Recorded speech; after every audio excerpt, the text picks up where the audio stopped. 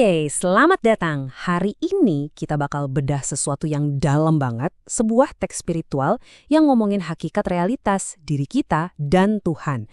Dan semuanya itu katanya tersembunyi di dalam sebuah simbol yang kelihatannya sederhana.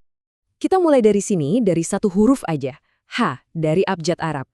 Mungkin kita sering banget lihat huruf ini ya, tapi teks yang kita bahas ini nantang kita buat ngelihat lebih jauh dari sekedar bentuknya, karena di dalamnya ada sebuah alam semesta yang tersembunyi. Nah, ini pertanyaan utamanya. Emangnya bisa ya, satu huruf doang nyimpen rahasia segitu gedenya? Menurut sumber kita, di dalam simbol tunggal ini tuh ada semacam peta eksistensi.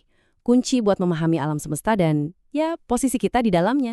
Oke, ini agenda kita. Kita bakal ngelewatin 5 bagian ini, kita kupas satu persatu. Dari simbol, lalu masuk ke kebingungan, sampai akhirnya, semoga, ke pencerahan. Yuk kita langsung masuk ke bagian pertama dari perjalanan kita. Kita fokus ke makna tersembunyi atau makna esoteris dari huruf H ini. Jadi, inti dari teks ini tuh gini. H itu bukan sekedar huruf. Ini adalah simbol dari sifat Tuhan yang nggak kelihatan, keesaannya. Dan yang paling menarik, rahasia ini tuh bukan ada di luar sana, tapi terpendam di dalam diri kita masing-masing. Ini adalah representasi dari Dia atau Hua. Nah, di sini makin keren. Maknanya tuh berlapis-lapis. Di dalam bentuk H, katanya ada huruf waw yang tersembunyi. Kalau digabung, bisa dibaca ruh atau jiwa.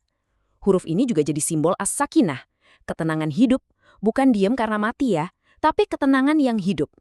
Dan semua ini ujung-ujungnya menunjuk ke satu hal, esensi ilahi, Hua.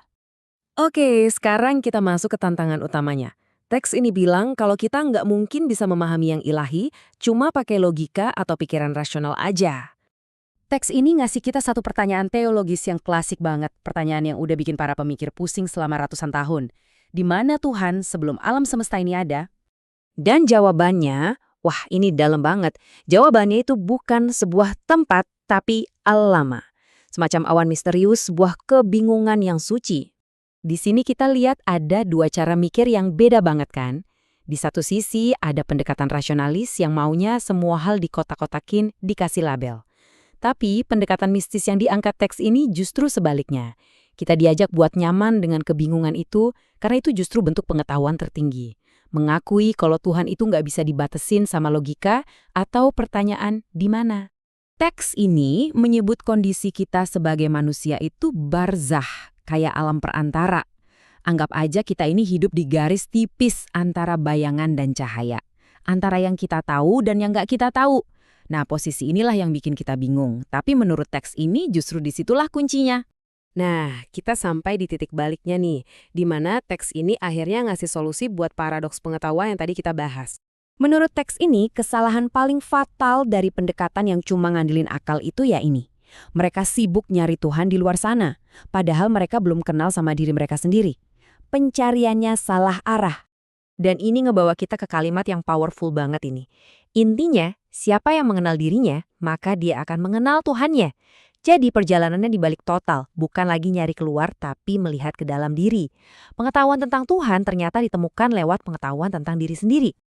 Oke, dari pemahaman yang filosofis tadi, sekarang gimana prakteknya? Yuk kita lihat gimana cara ngewujudin pengetahuan batin ini dalam kehidupan sehari-hari. Konsep ini diwujudkan lewat praktik zikir atau mengingat. Teks ini ngejelasinnya bukan cuma sebagai ritual loh, tapi sebagai cara buat nyambungin hal paling dasar dalam hidup kita, yaitu napas dengan kehadiran ilahi. Nah, ini dia. Ide yang dalam banget tadi diubah jadi praktek yang simpel dan nyata. Jadi, setiap kita tarik nafas, kita ingat hu'u, esensinya. Dan setiap kita buang nafas, kita sebut Allah, namanya. Jadi napas kita sendiri udah otomatis jadi zikir.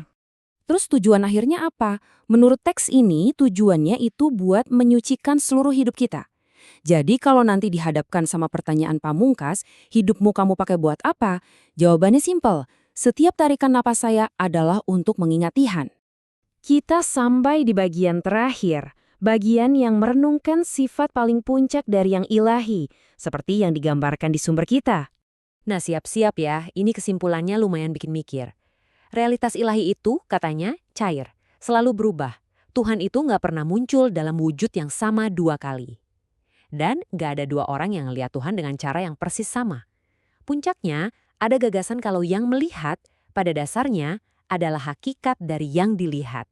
Semua poin tadi itu sebenarnya dirangkum dengan indah sama satu ayat kunci dari Al-Quran ini yang negasin kalau Tuhan itu nggak bisa dibanding-bandingin. Sama sekali. Dia ada di luar semua perbandingan dan kategori kita. Titik. Akhirnya, perjalanan ini ngebawa kita balik lagi ke titik awal. Sang pencari kembali ke rasa takjub yang mendalam.